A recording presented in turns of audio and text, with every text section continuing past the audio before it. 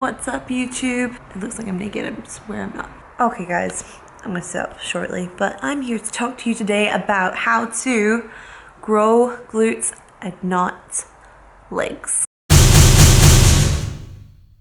Here we go. I asked you guys what you thought would be useful for me to do a video on, and this was my #1 response and a question I get asked all the time. The first thing I want to say before I get into the main bulk of the video is that the single most important thing when trying to train any body part and not others is your mind-muscle connection. I cannot stress this enough. Like, it's all very well me being like, okay, so this exercise, and this exercise are the best for your glutes.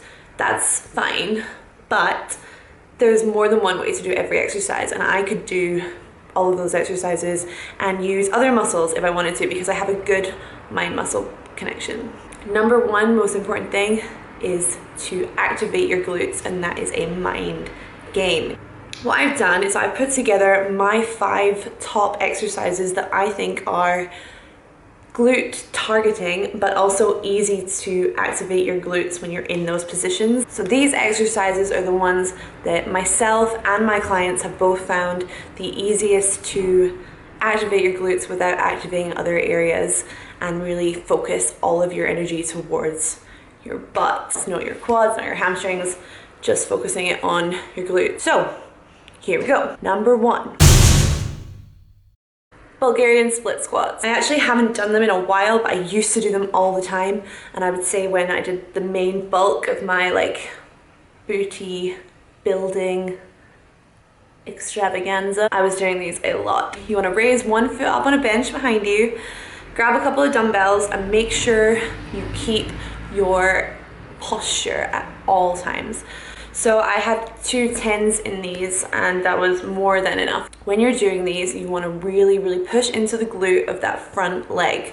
So as you're coming up, push into your heels / the outside of your foot, and you should really be able to feel yourself able to squeeze into the kind of outside to under butt area as you come up. Also take these really slow so that you can feel like every point of the movement, and you can try and activate your glute at every point. These kill. #2. Hip thrusters or glute bridges, or whatever you want to call them. I personally like doing these with a bench that's like slightly lower than this one, so maybe just about the height of where your knee comes to, so you're totally flat when you come to the top. So again, with these, you really want to focus a squeeze towards your glutes and take these really slowly. The slower I go, the more I can feel it in my glutes. If I go too fast, I start to feel it in my quads, and same thing applies with weight. If I go too heavy with these, I feel them in my quads. So here you can see I'm doing a set with a 20 kilo bar, and for me this is the set that I felt it the most in my glutes. And then when I bumped it up to the 30 kilo bar, I started to feel it less. I mean, give it a go. Everyone's body is different, so I would definitely say try both, and whichever one you can activate your glutes more in, that is the one to go for. Don't just do what is better for me. Find out what's better for you. At the top of the movement, make sure you're getting your hips as high as you possibly can, and hold it for a second or two. So you're really just trying to push your glutes upwards and driving your hips towards the ceiling. If you can, get your hips higher than your knees. #3. I can't even do that. 3. Single leg Romanian or straight leg deadlift. I think I'm kind of between the two in this one. But again, whichever feels more glute dominant, stick with that. As you come down, you want to keep your back nice and tight so that it pulls your glutes, because everything is connected in your body. You need to remember that. If there's no tension in your back, then there's not going to be any tension in your glutes. You come down, shoulders back, and try and feel your glutes stretching as you come down. On the way up, use your hips to drive yourself forwards and squeeze your bum in at the top of the rep. This is so important. This exercise can be so hamstring dominant if done in that way. I'm not going to say wrong, because it's a great hamstring exercise too, but if you want to feel it in your glutes, the movement has to come from the glute itself. You can actually see my glute activation at the top of this rep in this video. I'm really squeezing it in and making sure that that is the muscle that I'm working the whole time. Trying to work out here. It's so rude. 4. Glute kickbacks. Such a cliched exercise, but they are glute kickbacks. They're called this for a reason. Get yourself a good like ankle strap or a like foot cup or something. Weight wise, I would say don't need to go too heavy with these. You just need to slow the movement down and have good control. For this, you're really focusing the movement towards your minimus, which is the smaller of your two glute muscles. So the top one, I think that's right anyway, if it's not, sorry. Ooh. I always say things like this and I'm so sure of them, and then as soon as I sit in front of a camera I'm like, is that even right? Like, do I even know anything anymore? So at the top of the rep, make sure you're squeezing your glute at the top. Hold it for a couple of seconds and keep it really, really slow throughout the whole movement. Again, so you're feeling every single point and you're trying to activate your glute all the way through. I sometimes say things and I'm like, oh, am I gonna watch this back and be like, that makes no freaking sense at all.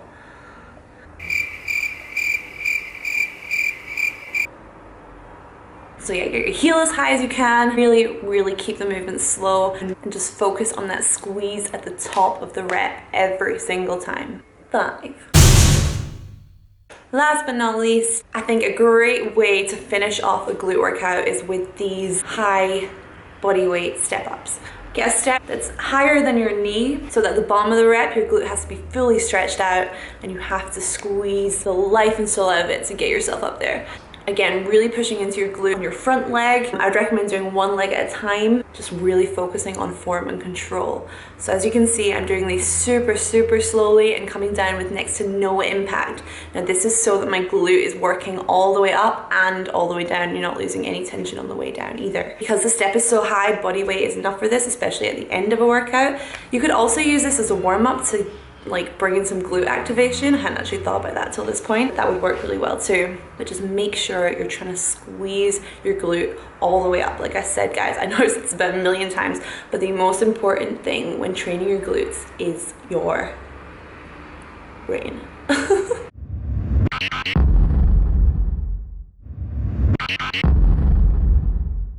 Finally, I just wanted to say that when creating a workout for yourself, I would always throw in a couple of compounds. So all of these exercises I would count as compounds apart from your glute kickback. Your Bulgarian at the beginning was a compound, your hip thrusters are a compound, your straight leg deadlifts, single leg, it's a compound, but some people would probably be like, it's a sissy compound. Anyhow, I hope you enjoyed this video and found it useful.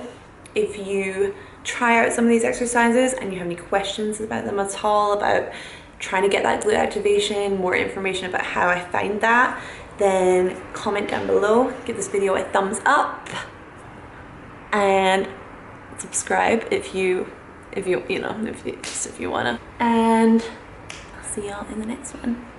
Bye.